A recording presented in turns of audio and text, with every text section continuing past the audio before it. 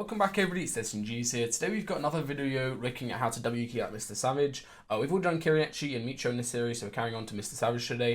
We're going to be looking at how he initiates these fights, how he closes up, how he does his setups, as well as we're going to be looking at kind of different things, basically how he gets refreshes late game. A lot of people have been asking me questions how to get refreshes late game, so we're just going to look at a couple of different ways that Savage is able to do it, as well as a whole load of different ways that he's successfully taking fights. First things first is to remember back to what we covered in the Micho video. So the main thing that Micho always did, right, was he, obviously as well as having good fundamentals and setups and all that stuff, right, he always played for that damage before he committed into a box or committed into like a straight up gunfight, right? So Savage here gets that free crack, and now we can see how he sets up this engagement. He's kind of hard chasing this guy. This is the harpoon is so useful at getting through builds. Basically he's hard chasing this guy here, sets up that backwards stare immediately, and then comes into this guy's box. And now this is where he does the backwards ramp. I don't see a lot of players doing this backwards ramp as soon as they get that phase. But if the guy was stunned underneath the stage, come out like a good angel for himself, especially after getting that crack. Backwards ramp flips, and then look at this setup he does on the stair edit. He sits the whole way back here, where he has this really long angle, so he can play that range for the pump, as well as the fact this guy's whole like face and camera angle, right, is in that stair. He can't really see anything. Well, Savage does a really clean shot on the guy's lower legs if he was able to take it. Here the guy tries editing out. He knows as soon as somebody runs up like this, he knows the other guy's going to edit out. So what does he do? Places the stair on his feet while he's face through it. Hard on. Wait, that was the guy I killed by hiding with the fishes. Oh. Okay. So look, he places a defensive angle here. This guy takes his wall. He's really quick at realizing the guy's taking his wall, right? Places that stair. And what's his reaction? It's not to edit out to the side and try reboxing. It's not to try editing on the guy, right? He's only got that 44 tag. He makes space this way, and then plays for immediate counter peek. Gets a free kill there. Other guy overcommitted into that box. He didn't have centerpiece control, and Savage gets a free kill there. When you have your opponent boxed and you want to finish the fight quickly, step to the back of your box, place, and you can hit 200 pump easily. All you need to do is just come to the back of your box, press your back against the wall, and aim your crosshair. Really good mark of this is you see where the HP is on the back of the wall. That's always going to be a 200 pump. And for the other guy falling, from his perspective, he's most likely only going to hit 100 pump at max. Just because he's falling, right? His crosshair's going up and down. It's very hard to line up that shot. This play that Savage make is something that I've already covered in my video with Speedy Gonzalez that I did a while ago. It's basically how to find a refresh from somebody when you're on this diagonal from above, right? So look at this edit he does as soon as he gets that wall. He does that massive wide open edit. Then he cone slides from this distance, and that's just a free kill for him. All he does is do this massive edit so the other guy doesn't really know what to do or how to shoot back. Then he goes for that cone slide from the distance. Cones obviously have that larger placement range, and he gets a free kill and a free refresh like that. This refresh basically comes in from him having edit control from above. So what he does is he goes forwards here. He already has that 2-box, so now he's playing from this 2x1, right? On getting a little bit deeper in zone. Realizes he has the floor on this guy, gets that replace, and then cone slides instead of going for the stair. So many players make the mistake of just going for a stair and then editing it. And in that time where they're editing it and then they have to pull their shotgun out, the other guy can just pre-aim a shotgun and get a tag on you. Just cone slide, get the shot away straight away, and he wins that fight pretty cleanly. Also claims that wall to make sure nobody can get in just as soon as he's going for the mats.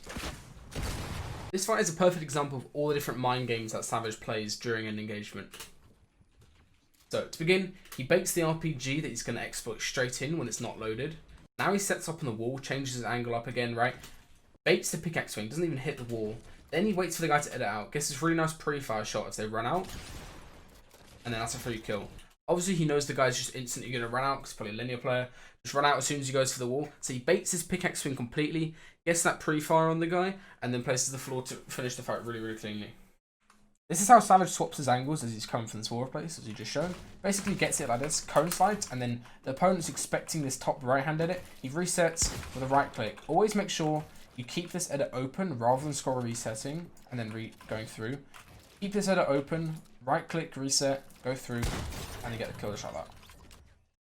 This is two different small tips that could work in your own gameplay. It didn't result in a kill here for Savage, but definitely could work in the future. So the first one is basically, look how he gets this cone through this guy's floor. Cones him, then gets that double replace, doesn't quite get the guy to fall down as he reboxes. And then look at he sets up on this top angle. He gets this extended cone from a distance away, edits and double swings. You might think this double swing is kind of risky because the other guy could just immediately go for a pump or a trade, but look what he does. He edits the floor and then immediately places a wall. So if the guy was ready there and pre-aiming his pump, trying to get a timing shot, Savage would have that wall up placed and then can edit through, get the kill. The guy reboxed again, didn't work out in a kill, but 100% could have worked out in future games. Remember back to my older videos in this series, the Mitro videos specifically, how you have to get that initial damage before you start the fight. Savage does this perfectly here, where he gets his initial scar tag and he's pretty confident to push, just based on a little bit of a tag there. Now, look how he sets up on the wall. Does this right hand window peek, really strong, no chance of him getting hit. Doesn't quite see the guy, and then look how he sets up this floor. It's obviously was just because he was looking down below, but now he keeps it here, right? And uses it just kind of as a little thing to make himself harder to get hit. Using it as a little bit of cover when he's waiting for this guy to edit. Now he resets and resets the fight on this guy. Then look, instantly, as soon as the third party comes in, he doesn't overcommit into chasing that one guy down. Only got like 80 damage worth. So he resets the fight, goes to the guy on high ground. Free tag, boxes him in, and then look at this placement at the ramp. Free kill there, really nicely done, just doing the 8-set classic because he places the ramp. Now he resets. Look at this piece control. Gets this warp the floor on top of the guy. Doesn't do anything too extravagant, right? He's not trying to like do a triple let it down with a cone and everything, right? Just gets the floor and gets a free kill on that guy. Really well played by him. In this box fight, make note of how Savage is always swinging to the left as he's going for those replaces. He never overcommits to just standing in the same angle. Here he's going for this wall replace. Swings to the left again. Swings really fast to the left here. Look how far he goes out, right? He's always getting this like wide movement out just so he can get that replace without getting seen. So if the guy was to do maybe like a phase trick or flip the ramp or something like that to try getting a shot, he wouldn't get damaged at all because he's behind and he can go for a right and peek afterwards. Now Savage goes for the shotgun replace. Does this really awkward edit. This edit is really, really useful if you're ever on this diagonal where you're replacing. It's not like this, and you can just right and peek freely, swings left again, and then finish the fight off. He never just stands there and takes 2 shots in a row. Always swings left and then swings out and gets that right and peek where he can reset those crosshair on head level, get really nice shots in. In this next example, this is something I talked about in the Kiriachi video from the past episode of this kind of WQ series we've been doing. Is you don't actually need to go actively for a play. You can just wait for players to come to you. Savage obviously knows this guy's loot path, knows he's going to be coming straight here, and he gets that free massive amount of damage, and you can see here, even with this low amount of builds, how smartly he places them. Just a single piece there, and then now he just goes to the Harpoon. Harpoon is so strong at getting refreshes, just because it completely messes the other guy's timing up, right, when he's trying to drink a mini or pop a flopper. Catches this guy with his pants down, and gets a free kill there. And he's basically started that fight with only 5 builds, right, and he cleans it up straight away just from good positioning. He popped a mini. That's good, that's good. He's 150 HP. Here you can see how smart Savage is at basically tracking the other guy's HP throughout the whole mid game. He's been hunting this guy down for a while, trying to get tags on the guy to his bottom right. So he sees he only popped that mini, right? So he knows his capped HP, which allows him in a second when he tries going for these AR shots. Let's get forward a little bit.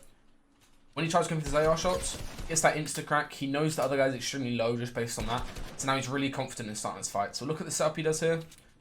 Nice top angle to not get any damage taken. And he resets. Never double swing this pickaxe. Shotgun more plays. Pretty standard. Very interesting. Yo, you're shaking. Free gets this cone slide. And look at this angle swap he does here, right? So the other guy, where he's going to aim his crosshairs, basically this whole top line up here, right? And then Savage completely changes this up for the second peak. So he gets that, and he swings the whole way in, comes in from the bottom left. If you want to get good at box fighting, you need to be getting good at doing these, basically the angle swaps, right? Where other people don't know where they're going. So look where this guy's crosshairs at. It's exactly where their edit just was, right? And Savage is coming in from this bottom angle, and he's able to win this fight without taking any damage at all. Look. Stop shaking, bro. This next example is basically how to finish a fight extremely quickly. Something that's lets you made really popular during World Cup weeks, the drum gun. So Savage gets this big tag in a second. Now he wants to finish this fight as quickly as possible afterwards to get this refresh mid-moving, like coming to 5th zone, right? So what does he do here? He comes in underneath, stands up and crouches here, and then stands up again and he gets straight through. All you need to do is just crouch and then stand up as your AR breaks it and you go straight through and he gets that refresh there. And it completely messes up the other guy, right? Because he's expecting just to hold the floor, get spammed by everybody else, and Savage gets that full refresh just before moving zones. This is the quickest way of ending a fight endgame. Basically, just stand up through here. You can also backwards ramp and hit a 200 pump. Savage didn't go for the backwards ramp in this clip. All he did was just phase up, and you get straight away on that kill. You can also alternatively cone slide as you come in and force that angel. But you normally have first shot just because they don't expect it, right? In this fight, Savage shows how to perfectly play against an RPG at close range. This is exactly where the guy is. Goes full piece control, guy RPG himself. And a lot of players make a mistake at this point to just overcommit and try getting at the guy's box. But look how slow his fundamentals are, right? He's instantly ready with that stair piece before swinging his pickaxe. He sees the guy's going to edit, gets that stair control, nice solid edit to give it a clear line of sight on the guy and get a free kill. Okay, this is probably the most valuable part that you can take away from this whole series on W King, is how when to stop and not actually fully commit into W key, right? So Savage hears this guy get heavy smacked and he RPG exploits in, doesn't quite get that kill, and then now look at him reset, right? I feel like a lot of players will make the mistake of overcommitting to that, right? But he's aware, oh, that all of these people on this side of the zone, all these people rotating in, right, for third parties, and also he's on a very open layer, right? So he completely resets, doesn't want to engage in that game anymore, even though it probably has a free kill rate, it's probably like 50 HP max. And look how he resets from this. He goes upwards, realizes he's getting spammed, and then he resets and he goes next to this guy. This is a really smart choice because now he's set himself up where all of the angles are blocked off from the other people in the server, and he can just focus on taking this 1v1 fight. So look at something that he does in this fight. In a second. It's basically this angle he goes for across the 2-1 that he's playing from, right? Yeah.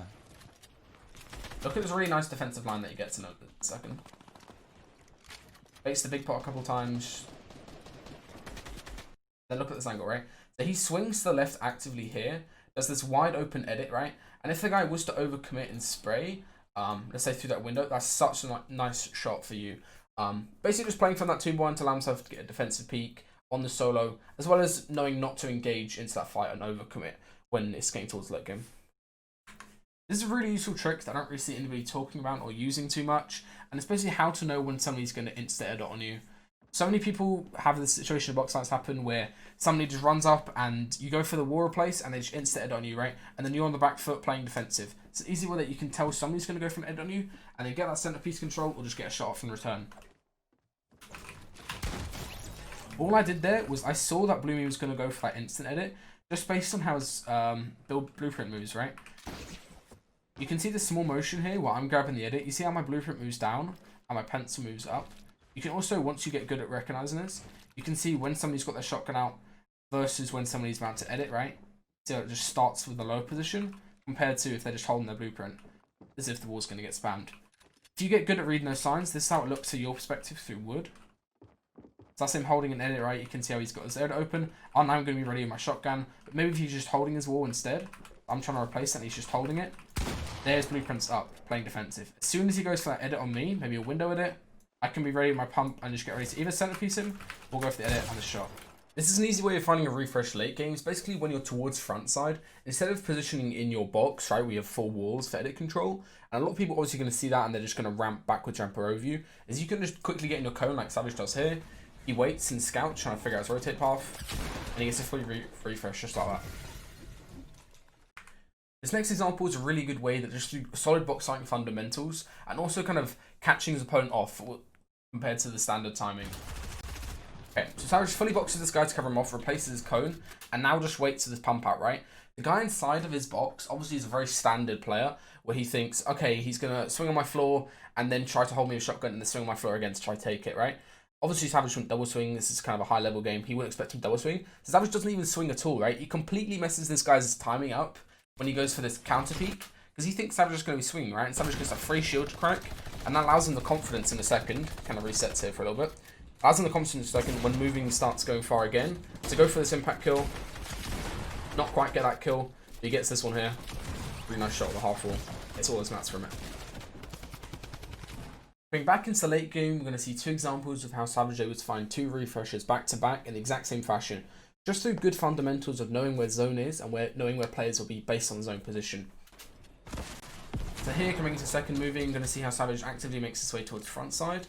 And now this is where he makes a lot of space and he claims all of this room at the front side of zone to look for a pick at the backside. If you're not familiar with what backside means, it basically just means like anybody on this whole back end, right, of zone here, where Storm's pushing them from behind.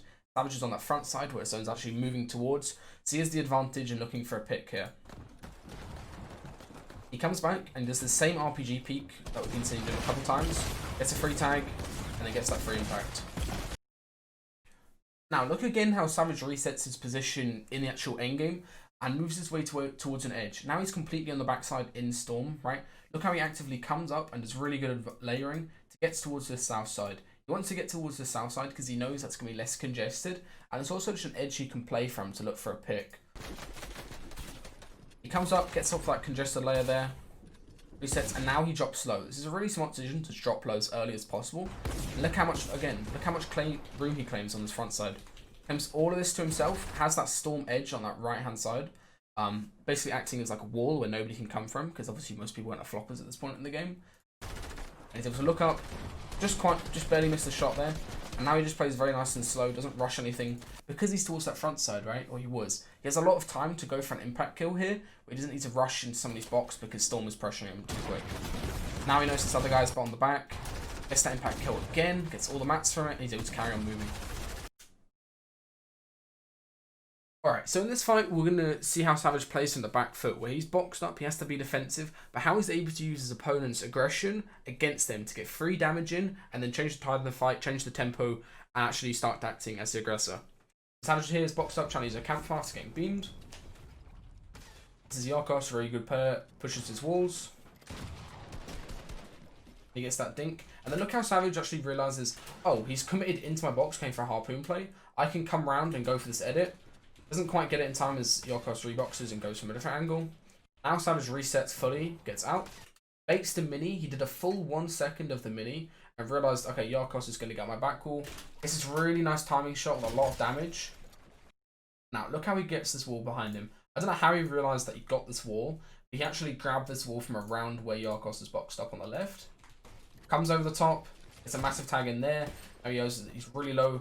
Completely swapped the tempo, right? All he did was play from that 2x1, get a little bit of damage in, or try to get a little bit of damage in, and then get that timing shot with a mini, which is something Kun made popular, I remember from a Bardo video a long time ago. Now Savage is acting as the aggressor in this engagement. Gonna come along. And he resets the fight. He didn't get that shot in, I think he's shotgun blanked. He resets the fight, doesn't want to commit into fighting somebody with a purple pump, and he hasn't popped his minis. What's this? Tries to do a reset. Right, it's just a little bit of a right and peak. Really well played with the crouch there. Now here, resets and gets the side jump shot. All he did was just make a little bit of space, and he knows where he has the angles open, and he knows what pieces are his. So you can go around from different angles and go for a shot. Alright, that's all for this video, so make sure to leave a like if you enjoyed, subscribe if you're new. If you want to see a full video of Mr. Savage, me and Speedy Gonzalez, who's another really good coach, we did a full video of him from the Cash Cup he won. We looked over 3 games. I'll leave a link in the description on that. And also, if anybody's interested, there's a sale on coaching on my website if anybody's interested in getting some sessions with me. But anyway, hope you enjoyed the video and see you later.